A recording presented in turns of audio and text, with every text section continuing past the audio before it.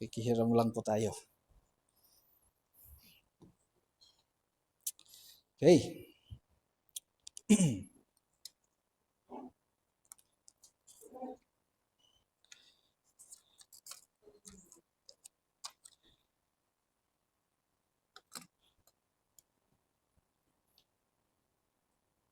Magano ba ito? Okay. Okay, so good afternoon po sa ating lahat. Welcome sa mga bago, sa mga kakabalik. The past weeks, past Sundays, we have been talking about the cross. Okay? Basically, yung message ng cross na diniscuss po ni Pastor Raymond. Okay? Ano ba yung cross? What it means to us as Christians in our lives? Okay? And if we have been following it, and if we remember yung message, basically, the cross is God's perfect representation of love, di po ba? Of love through, Jesus Christ, His Son, who sacrificed himself or his life on the cross, who died on the cross for us to live, right? He saved us from our sins by dying on the cross, and yun yung mission niya, no? Yun yung mission niya that came from God the Father Himself. And that is great, di ba? That is good. We praise God for that, and we are so grateful, and we should be grateful and always thankful to Jesus Christ because He accepted that mission. He went through it and He actually did it. Di po ba? His life, His work, okay, His death on the cross, and to prove that He was really from God, and to prove that everything, lahat ng mga ginawa Niya dito sa mundo para maging totoo, He proved it by what? After dying on the cross, He was risen. Okay? God raised Him up as well because He was perfect. He was God as well. He was sinless, and so death could not hold Him down. So, yun po yung the greatness of the message, the goodness of the message of God through the cross of Jesus Christ sa atin. Diba? Which is very good, which is, such grace and mercy na nanggagaling kay God para sa atin, no? And rightfully so, dapat lang mag-focus tayo doon. Because kung ano yung alam naman natin, kung ano yung alam natin, di ba? O kung ano yung natututunan natin about God or about life in general, basically yun yung lalabas sa ating buhay, sa actions natin, how we live, okay? How we make our decisions in life. Is it, going towards God's glory? Or are we still the same na parang sa mundo na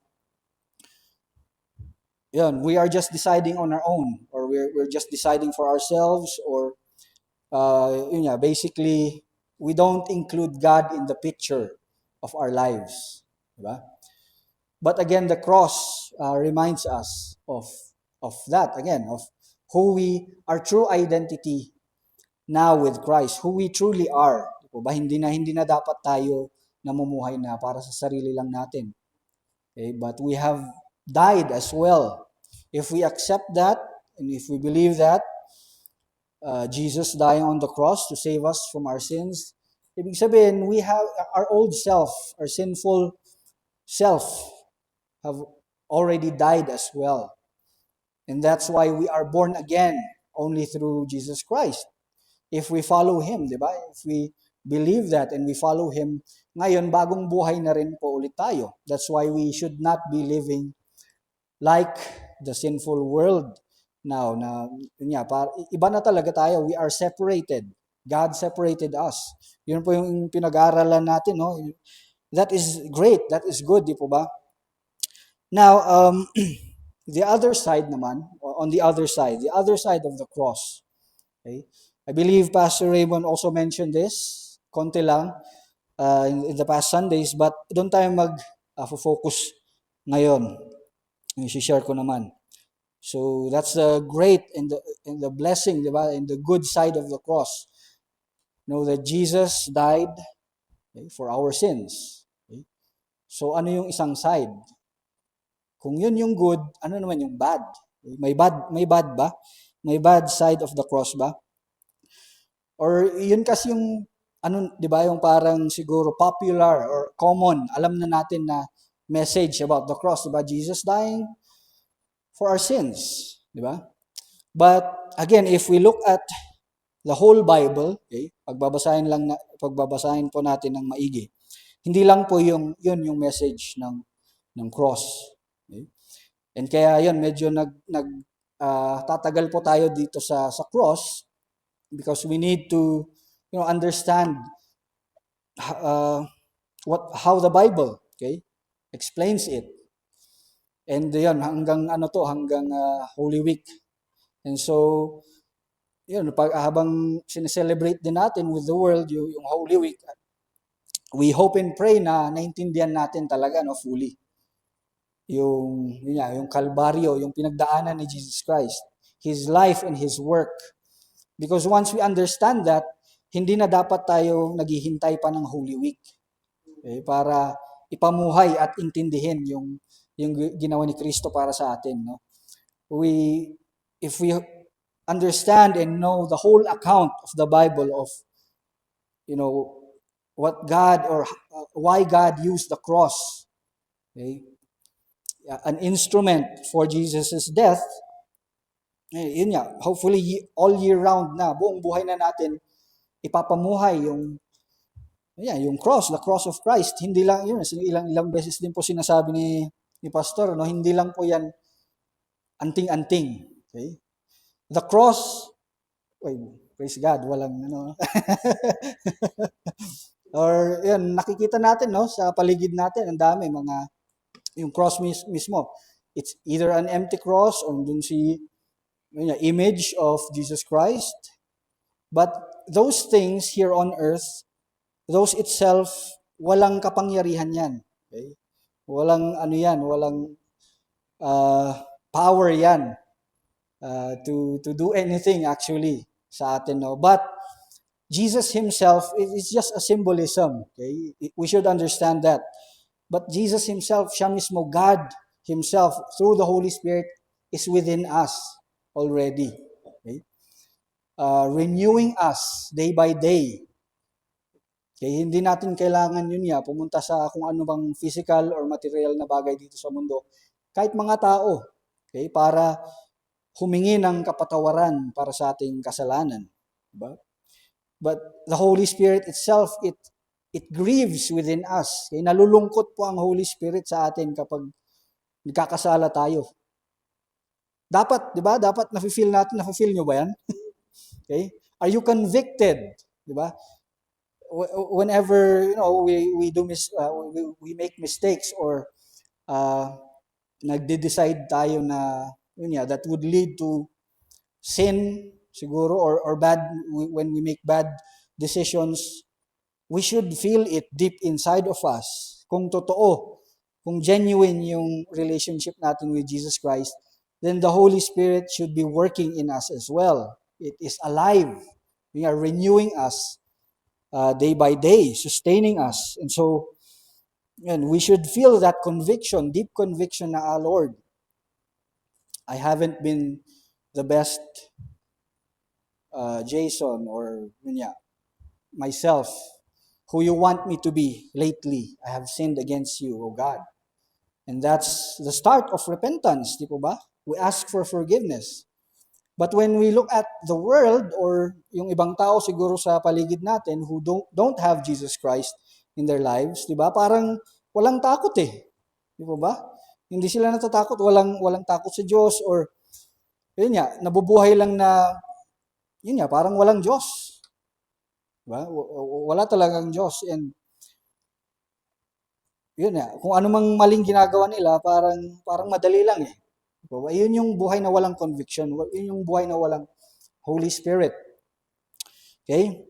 And so, yeah, in understanding the cross as well, no?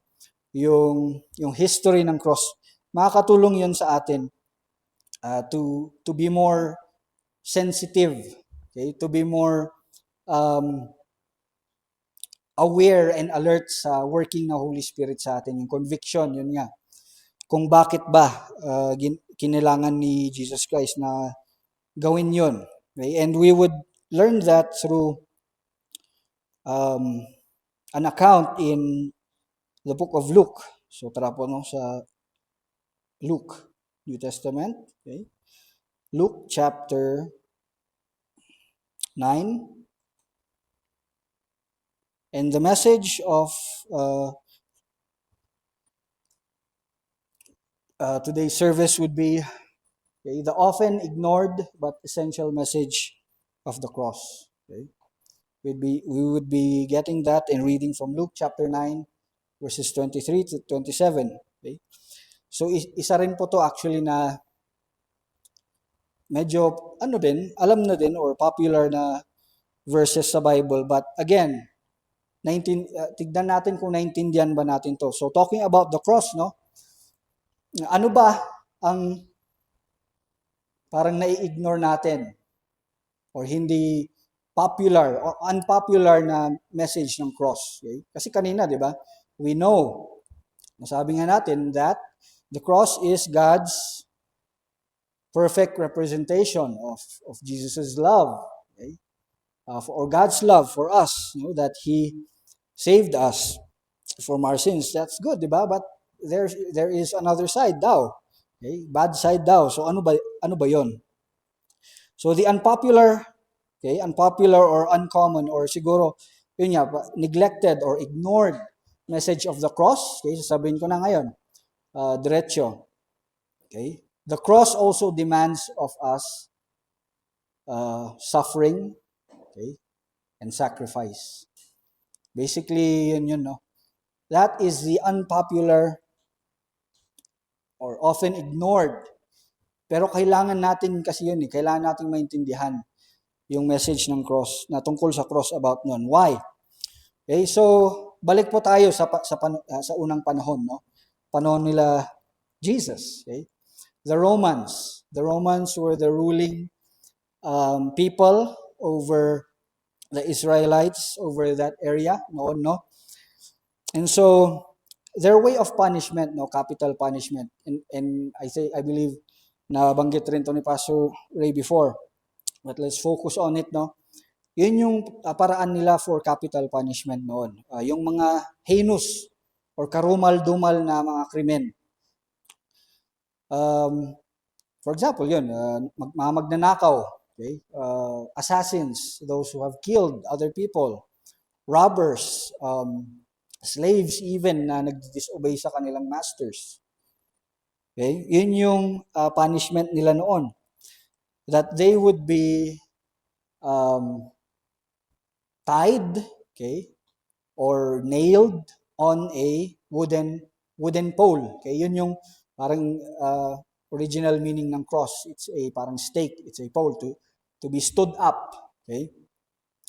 And so often yung hindi lang siya yung single pole, of course yung may crossbar, may T siya, no? Kasi doon yung itatali yung arms, okay? And the limbs sa baba, and then yun. So bakit ganun yung punishment on, no? It's for display, okay? Public display as well. Okay? Na parang sinasabi ng lahat na itong taong ito, okay, pinapakita namin sa lahat, no? Lahat, ine-expose na nila lahat ng ginawa niya, yung kasalanan niya, kung sino siya, his identity or her identity. Okay? Lahat ng pagkakamali niya. And for all others who can see this, wag para, yun niya, i-warn lahat na wag niyong gayahin. Wag niyong gawin. Okay? Yun yung punishment. So it was used to humiliate, okay? Ridicule, yung mga kriminal para talaga, di ba? Very graphic para maitatak sa mga tao sa community. may tatak sa atin na, we better follow the law. We better follow rules, di ba? Or whoever is ruling at that time, we better follow, sumunod tayo sa batas. Because if not, okay, ito ang mangyayari sa inyo. Okay? Yun yung purpose ng cross noon, no? And so, now, let's go to Jesus' message. Ito naman yung sinabi niya sa kanyang mga followers, no?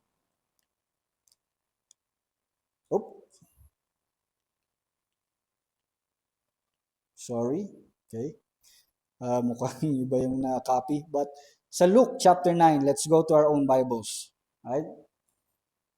Sabi niya doon,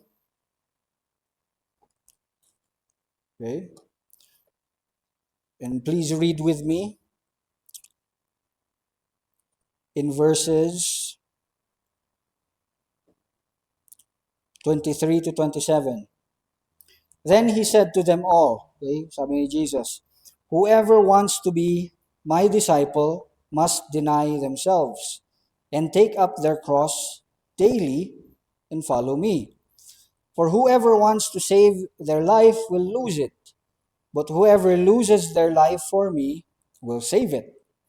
What good is it for someone to gain the whole world and yet lose or forfeit their very self? Verse 26, whoever is ashamed of me and my words, the Son of Man will be ashamed of them when he comes in his glory and in the glory of the Father and of the holy angels. Truly I tell you, some who are standing here will not taste death before they see the kingdom of God. Okay? And particularly sa verse 23, the first verse, no? Whoever wants to be my disciple must deny themselves and take up, that's the word, di ba? Their cross daily and follow me. So, di ba? Kaya natin in-explain kanina kung ano yung isip nila when it comes to the cross. Yun nga, yung mga Romans, all the people, even Israelites, the Jews. Pag narinig nila yung cross or nakita nila yung cross, hindi pa lang tulad natin ngayon na, di ba, pag nakita natin, we are reminded of Jesus, di ba?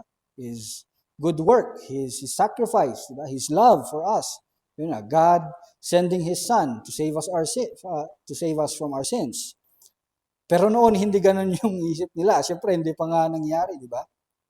Jesus did not die yet during their time. Pero, yun, yung isip nila when it comes to the cross is, ano tingin nyo? Based on sa history natin kanina.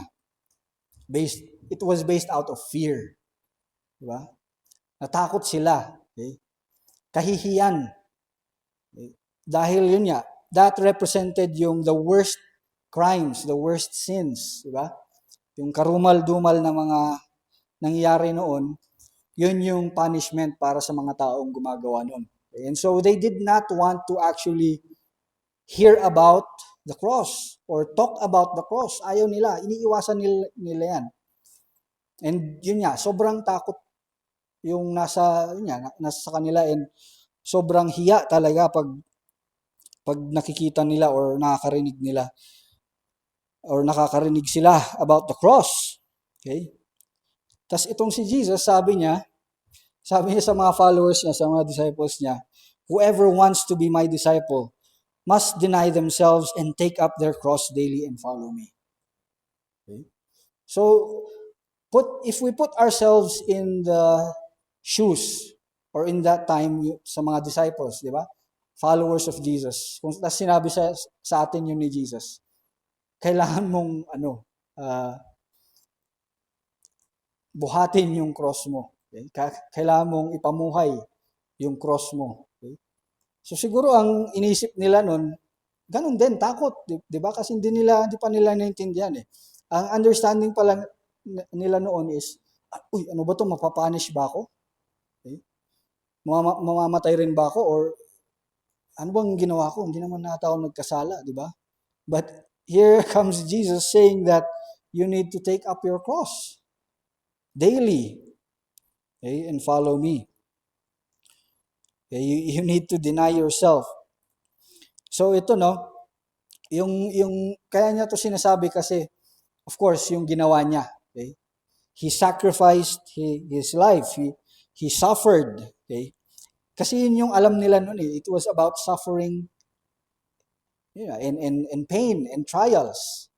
Yung ano nga, before pa nga mapapako sa cross, marami pang pagdadaanan eh. Kung alam natin, no? Yung mga criminals, they would undergo torture. Okay?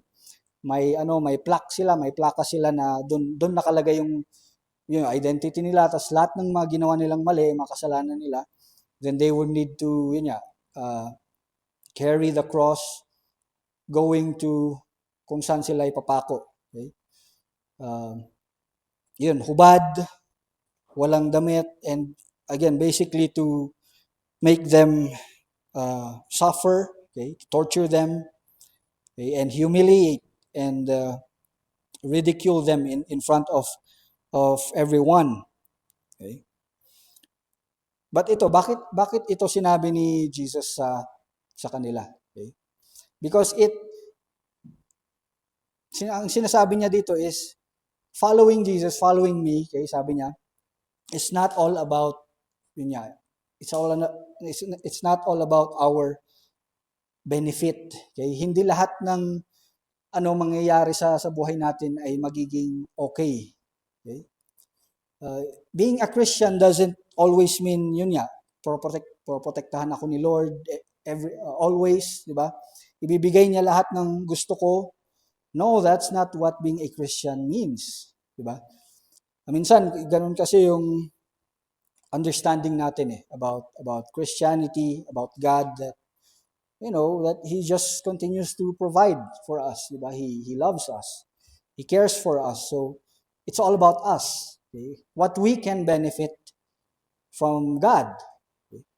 Pero ito, kinaklarify na nga ni Jesus, yung unpopular or yung message about the cross na minsan deliberately or intentionally binabasa natin sa Bible but we ignore it. Okay? It's also a life that is directed toward suffering. Okay? Suffering and pain. Dito sa buhay na to, being a Christian involves, okay, or even invites suffering and pain actually. Di po ba? And so we need to understand that. We need to be clear and accept that as well. Kasi kung hindi, yun nga, mamimislead tayo. Okay? Madi-disappoint rin tayo. We hear others who talk about the goodness of God in their lives, di ba? And lahat binibigay daw. Okay? Pag pinagpe-pray, sinasagot ni Lord lahat. Okay? Pero biglang may nangyari sa buhay, biglang nagkaroon ng problema. Biglang nawalan ng pera siguro, di ba? Or biglang namatay yung loved one. Okay? Biglang may roadblock sa plano. May pinaplano tayo, may pinagpe-pray tayo sa future in by next year dapat ito matapos ko to, magawa ko to, makuha ko to, di ba? And we as Christians, we attribute it to God na thank you Lord. Yes, di ba? Paano kung iba yung plano pala ni Lord? Paano kung binigyan niya tayong detour? Sabi niya, hindi. Yung pinaplano mong yan, hindi yan yung gusto ko para sa'yo. Hindi yun nga, may kinuha siya sa atin. Okay? Na very important sa atin, sa mga plans natin. What then? Ano na? Kung ganun yung nangyari sa atin, no? And again, it speaks to yung suffering and trials sa buhay natin. That God also sends those, He allows us to experience pain and suffering in our lives. But it's also a test para sa atin. Okay? It's a form of Him testing our faith as well. Kasi si Jesus, siya mismo, pinagdaanan niya yan eh. But let us also make sure na we are suffering because of our faith. Okay? Nagsasuffer tayo yun nga, si Jesus, he suffered why? Bakit siya, yun nga, nasentensyahan at pinako sa cross ng mga tao, ng kapwa-tao niya. Bakit? Because he was doing God's mission. Okay? He was not, hindi siya katulad ng mundo, that they were just living for themselves. Right? He was following God. He was living for God. Okay? He was sharing, sinasabi niya sa mga tao, hey, repent and be baptized. Okay? Because God's kingdom is near. Turn away from your sins. Yun yung sinasabi niya, yun yung message niya, yun yung kaya siya gumagawa ng mga miracles. He was pointing other people to God. That's how he was living. Yung iba, yung mga tao, they're just living again. Same as how people are living today in the world. Para lang sa sarili. Okay? Nagde-depend yun nga sa pera, sa sariling strength and knowledge, di ba? Nagde-depend sa opportunities in life, sa career, di ba? Yun nga, even sa families, our parents siguro, or kung sino man nagsusupport sa atin. We depend on other people. Pero ang sinasabi ni Jesus Christ, no, we should not depend on whatever is here on earth. Even yourself. Huwag kang masyadong magdepende sa sarili mo. Sabi ni Jesus, go back to God. We should continue to ask God for wisdom and guidance sa mga desisyon sa buhay. Even yung mga material na bagay or yung mga pinaghihirapan natin, no? Ilang beses namin sinishare din yan na hindi naman masama. Pero para saan yung mga ginagawa natin? Okay? Para sa sarili lang natin o para talaga kay God? Okay, so, the essential message of the cross is, about suffering and sacrifice. Okay? But we often ignore it kasi gusto lang natin yung magbe-benefit tayo. Pero ito, yung tinuro ni Jesus, sabi niya, if you truly want to be my follower or disciple, you should deny. Okay? Deny yourself, yung makagustuhan natin, and take up our cross daily and follow me, which means, again, let's continue to follow God even through suffering. Okay? Even through suffering. For whoever wants to save their life will lose it, but whoever loses their life for me will save it. Okay? So, in-explain niya pa, binigyan niya pa ng idea kung bakit ba kailangan natin gawin to. Sabi niya, what good is it for someone to gain the whole world and yet lose or forfeit their very self? Ibig sabihin, kung itatagalog po natin, lahat nga ng gusto nating mangyari sa buhay, nagawa natin o makukuha natin, di ba? Pinag-iirapan natin, tapos andyan na. Pero sabi ni God, anong silbi nun? Anong silbi niya ng pinaghirapan natin kapag wala ka naman sa akin? Okay?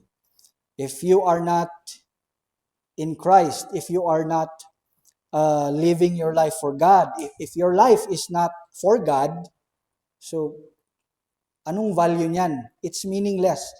Okay? Walang, sabi niya, yun niya, for whoever wants to save their life, you will lose it. Ibig sabihin kung selfish tayo, no? We want, inaangkin natin yung buhay natin. We are making our lives as if it's ours, but it's not. Our life is from God. And so whoever loses their life for me, sabi ni God, sabi ni Jesus, will save it. Okay? If we live for ourselves, sabi niya, you will lose it. But if you live for me, sabi ni Jesus, you will save it. Okay? What good is it for someone to gain the whole world and yet lose or forfeit their very self? Okay, hindi lang din po ito material, no? But spiritually speaking, yun nga, our eternal destination, kung lahat ng pinaghirapan natin, lahat ng sarap natin dito sa buhay, nakuha natin, anong susunod? Eternally speaking, what's next? Yun yung sinasabi ni Jesus dito. Oo nga, makukuha mo nga lahat ng gusto mo dito sa mundo, but in the way that you lived your life, will you be allowed by God to enter the next life? Ito, ano lang to, short lang to compared to eternity, di po ba? So sabi ni God, what are you preparing for? What are you living for? Okay? Is it only here, in this life, or the next, eternal life? And yun, verse 26, whoever is ashamed of me and my words, the Son of Man will be ashamed of them when he comes in his glory and in the glory of the Father and of the holy angels. Okay, truly I tell you, some who are standing here will not taste death before they see the kingdom of God. So Jesus here is, again, warning everyone. Okay? Klaro na po dapat sa atin. He is warning na po to. Even for us now. Ito, matagal nga itong warning, no? Pero dapat, yun nga, sa atin, ano na to alam na, dapat natin to and this should be ingrained sa atin na, sa ating puso't isipan na, if we are ashamed of who Jesus Christ is in this life, okay, again, anong susunod after this life? Ano sa tingin natin ang magiging reaction niya sa atin when we come face to face with Him in heaven, okay? Or during the judgment? Yun, pag huhusgahan niya na tayong lahat. Pag dito tayo sa mundo, we're living life na, okay, I'm a Christian, okay, pero quiet lang. Or, bahala na yung ibang tao. Sasarilihin ko lang to. Okay? That's showing that you're ashamed. Okay? Nahihiya ka kay Jesus Christ. Again, if we are genuine Christians, if we are reading God's Word, yun nga, ang buhay naman natin hindi lang para, again, for ourselves. But it's to be used by God and for God, for His kingdom. And so ano yung ginagawa natin? Are we sharing Jesus Christ as well? Yun nga, if we're following Jesus, are we pointing other people toward God as well? Asking them for, to turn to God. As a brother or as a friend, siguro marami kang pinagdadaanan ngayon, di ba? Problema, but sa experience ko or sa alam ko rin, sa pagkakilala ko sa Diyos, may pag-asa siya. Okay? May sagot siya sa lahat ng pinagdadaanan natin sa buhay. Parang ganun, di ba? Yung mga ganung klaseng conversations.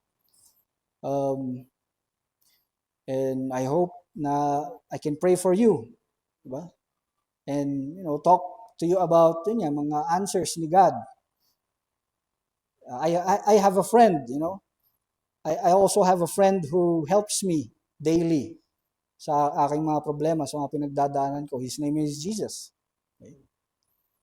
Tapos, siguro ano bang magiging reaction sa ganong klaseng conversation? Sino ka? Weirdo. Parang ganun ba? Naka-experience na ba kayo ng ganong reaction sa mga tao? Hindi man siguro vocal or halata, pero in their minds or sa actions nila, sa buhay nila, parang bigla ka nilang lalayuan. Or parang magiging awkward yung friendship na ninyo or yung relationship ninyo. When you shared or when you talked about your testimony or your experience with God in your life, or how Jesus gives you answers to your prayers daily. Okay? Diba? Parang, di ba, ang dami nating pinagchichismisan, mga sobrang lalaking issues sa buhay, kung ano-anong klaseng kung ano-anong klaseng mga issues sa buhay. ang sarap-sarap pag-usapan, gustong-gusto natin, di ba? Para esteem pa natin, parang yun pa nga yung mas sobrang sobrang nakakahiya, di ba? Mga kabit-kabit, ganun, mag-asawa. Pero kung, yun nga, ikaw, shinare mo lang kung sino si Jesus Christ sa buhay mo, yung experience mo kay God. Parang parang naging statwa na. Parang hindi ka napapansinin or i-shut off na yung conversation or yung relationship, di ba? But yun, sabi ni Jesus Christ, whoever is ashamed of me and my words, the Son of Man will be ashamed of them when he comes in his glory and in the glory of the Father and of the holy angels. Okay? So again, yun nga, suffering or experiencing testings and trials in life because of our identity, okay, in Jesus Christ. Dahil sinishare natin siya, dahil pinapamuhay natin yung tinuturo niya sa atin. And if we experience yun nga, yung ganong mga klaseng persecution or suffering sa buhay, then we should welcome it. Di po ba? We should be praising actually and thanking God kasi may ebidensya. May ebidensya tayong sa sarili natin na yun nga, ibig sabihin tama yung ginagawa natin. Ano po? Kung yung ibang tao ay yung tinitignan tayo na parang kakaiba, because of, again, our testimony of who Jesus Christ is, then yun nga, we are being separated. Okay? Yun yung gusto ni God para sa atin. We need to be separated. We need to be holy.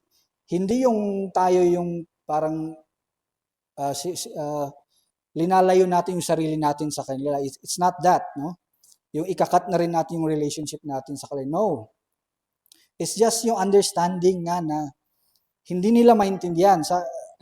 Even the Bible talks about the cross. Okay? The message of the cross is foolishness.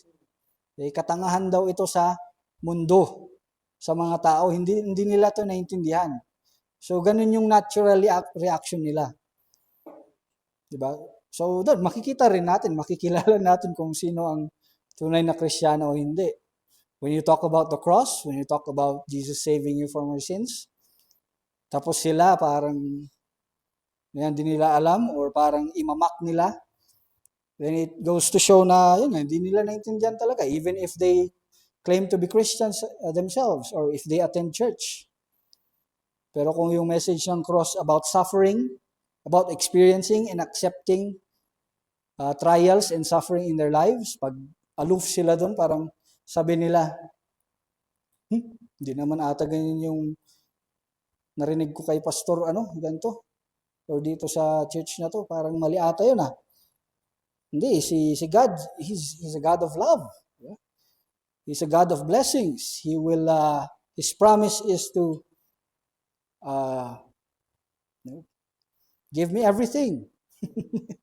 As long as I pray for it and claim it or work hard for it, di ba? Yun yung bibigay niya sa akin. Pero pagdating sa suffering, yun nga, tulad ng pinagdaanan ni Jesus Christ, yun, ayaw nating tanggapin But again, you or we should know the truth. Okay? We are reading it from God's Word. Okay? About the unpopular message of the cross. So, how could we apply this? Paano natin ito i-apply sa buhay natin? Okay? Application. So, very simple, no? Yun, basahin lang ulit natin. Bumalik lang ulit tayo dun sa sinabi ni Jesus Christ dun sa Luke. If you want to be my disciple, you must deny yourself. Okay? Deny yourself. Dito sa buhay. Anong ibig sabihin yan? This answers the question, why? Okay? Bakit? Bakit po tayo nabubuhay? Okay? Bakit natin ginagawa itong mga ginagawa natin dito sa mundo? Bakit tayo nagtratrabaho? Bakit tayo nag-aaral? Bakit tayo nagsusurvive? Okay? Bakit tayo, yun nga, daily, yun yan, mga ginagawa natin araw-araw. Why? Why are we living? Is it for, yun nga, again, ourselves? Is it for you? Para, yun nga, maganda yung future namin as a family. Okay? Siguro para pag, Valentine's, Happy Valentine's Day. Belated. Ginagawa ko to, I'm building myself up. Yun. Para pag dumating na si Mrs. Perfect or Mr. Perfect, yan, kompleto na. Siya na lang yung kulang. Diba? Stable ako, may pera ako, diba? May trabaho ako. Kulang na lang is siya. Diba? Sino siya? Si will ni God. Diba yung sinasabi natin? But again, is that really why you're living? Is that really why you are building yourself up? Is that why you're earning for yourself? Kung hindi man ganong klase, yun ya. Even our own families. Diba? Are we sacrificing, our time, our effort, our energy, everything, our resources for our families, for ourselves? Yun ba talaga? Yun ba talaga yung purpose and why, kung bakit tayo nabubuhay? Yun yan, sinasabi ni Jesus dyan, para sa akin, sinasabi ni God dyan is, no, you should deny yourself, even your own plans. Mabuti man yan, di ba? Maganda yan, di naman yan kasalanan. Pero kung yan lang yung talaga yung direction ng buhay natin is para sa sarili natin o para sa ibang tao din lang, then again, why even claim to be a Christian? Why even claim to be a follower of Jesus Christ? Na sinasabi niya, deny yourself. Okay? Yung mga plano mo, yung mga pinag-iipunan mo, tanggihan mo yan. Hindi yan para sa iyo. Okay? Okay. So, ano naman? Ano ba dapat? So, kung i-deny natin yan, ano ba yung tama? Okay? Dapat ang mindset natin, we denying ourselves. Ang ibig niya sabihin diyan, we take up our cross daily also as well. Is yun nga, I work, okay? I work for, to earn, but Lord, help me, give me wisdom kung paano ko to gagamitin para sa iyo. Okay? You have given me an opportunity to earn for a living. You have given me resources and money. Lord, yun nga, give me a direction kung paano ko to ibabalik sa iyo. Kung paano ko to gagamitin para sa iyo. Ganun lamang po. Simple lang, di po ba? Pero yun nga, minsan din natin iniisip yun eh. Basta, yun na, trabaho lang tayong trabaho or aral lang tayo ng aral. Namumuhay nga lang tayo na parang mundo. Nawawala yung mindset natin na, Lord, paano ko to gagamitin para sa iyo? That's what it means to deny yourself. Okay? Hindi lamang po siya kasalanan. Hindi lamang yung kasalanan yung dinideny natin, but even yung mga bagay na yun nga, binibigay ni Lord sa atin. Life itself, okay, or resources. We need to be wise and still use it for God and His purposes. Hindi lamang po para sa sarili natin. That's what it means to deny ourselves. Take up your cross daily. Yun nga po, just basically to accept whatever comes sa buhay natin, even in times of suffering. Okay? And kung kailangan nating mag-sacrifice, we need to sacrifice. Okay? Paano kung sinabi ni Lord na yung pinag-ipunan natin, okay, may nakita tayong nangangailangan, no? Na kapatiran. Sabi ni Lord, tulungan mo siya. Okay? Financially. Okay? Ang daming tanong, di ba? Ang daming reklamo. Nakikita natin yung kapatid natin, they are in need. Okay? Are you willing to sacrifice your time? Are you willing to sacrifice your money or resources to help your brother or sister in need? Okay. Missions. Are you willing to sacrifice your resources, to support people who are sacrificing their own lives as well para makilala? Again, like what Jesus did. He pointed people to God. Ganun yung literal na trabaho nila, no? Yung mga kapatiran natin sa mission field. They are also literally pointing other people to God. Okay, but yun nga, are we willing to sacrifice ourselves as well to be involved in that work, in that mission, in God's mission? Yun nga, sacrifice whatever kung anong meron sa atin. And yun nga, be willing to suffer. Okay? Take up your cross daily. And the next is just continue focus on following Jesus. Take up your cross daily and follow me. Make sure na si Jesus Christ yung fina-follow natin. We continue to, hindi lamang dapat yan nagsa-stop dito, no, sa Sundays. Daily yan. It's a daily growth in relationship with Jesus Christ. So we need to continue to learn. We need to continue to read. Okay? Hindi lamang sa Jesus saved me on the cross. Okay? And I am forever grateful because He invites me sa kanyang mansion. In my Father's house, sabi niya, yun yung promise niya sa akin. He has naka-ready na yung mga mansion ko sa heaven. Hanggang dun na lang, no? But no. Again, if we are genuine Christians and if we want to truly follow Jesus, be His disciple, it's a lifelong process. It's a lifelong process of blessings and sufferings and sacrifice. Hindi lamang yung nafe-feel natin, okay? Pero yung nabibitawan talaga natin. Hindi lang nakikita natin sa paligid natin, but we actually are involved, no? In those sacrifices. May nawawala sa atin. Okay? Yun yung ayaw nating marinig eh. Yun yung ayaw nating ma-experience. Yung may mawala sa atin. But again, God, that's not the whole message of the cross. Okay? The whole message of the cross is we also need to endure sufferings and actually sacrifice things in our lives for God, okay?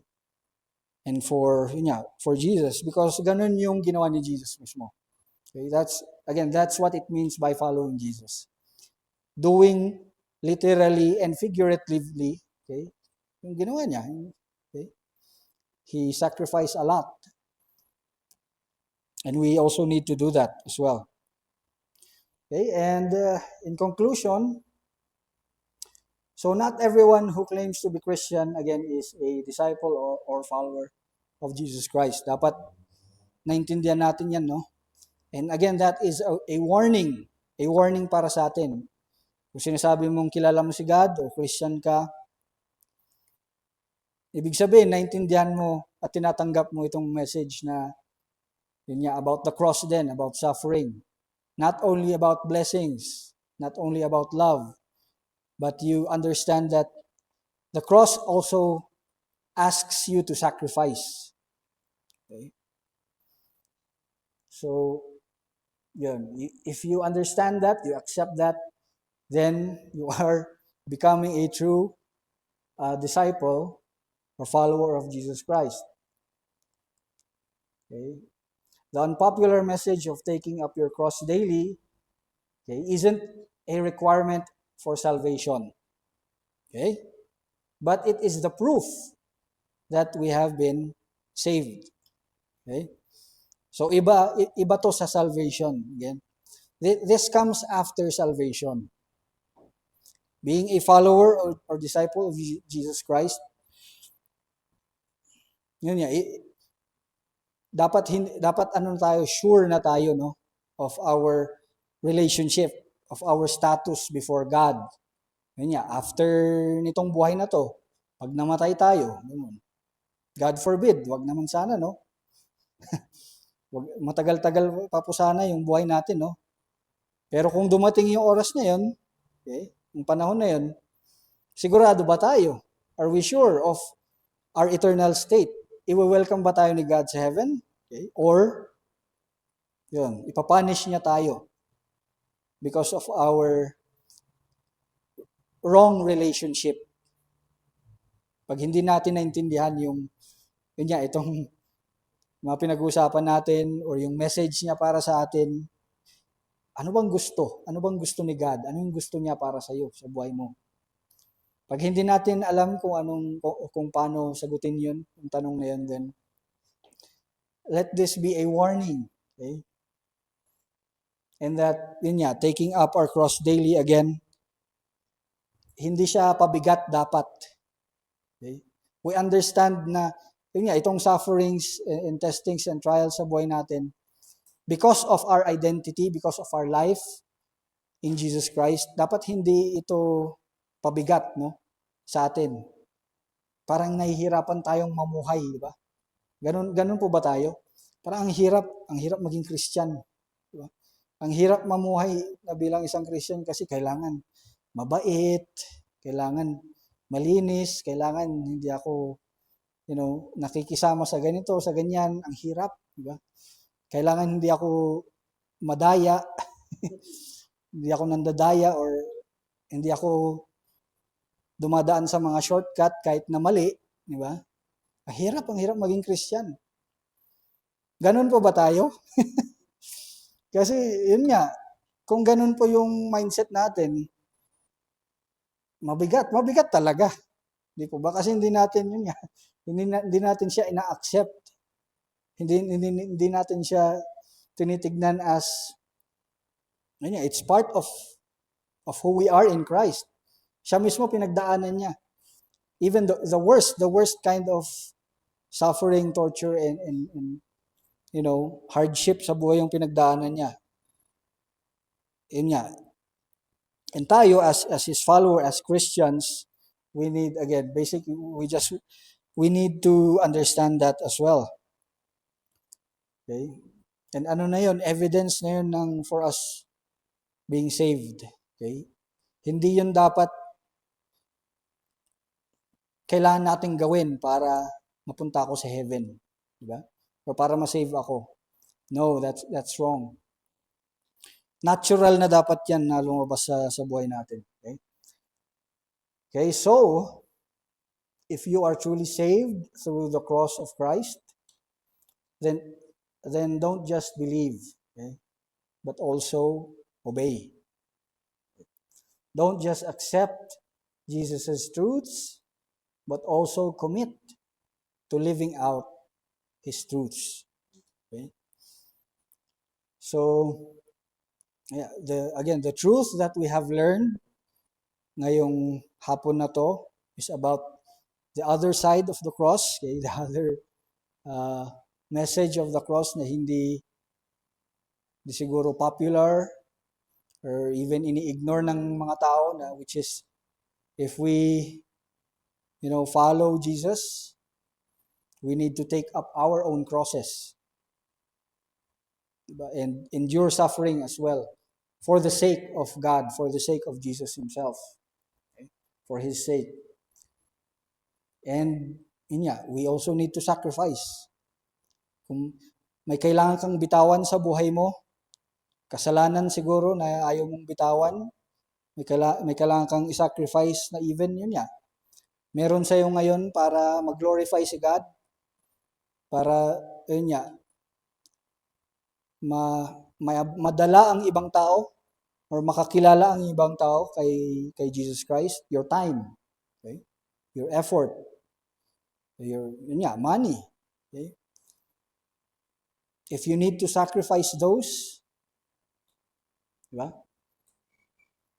Live it out. Obey. Commit to a life to do that. Wag lang yung, yes, yes, Lord. I accept it. Okay?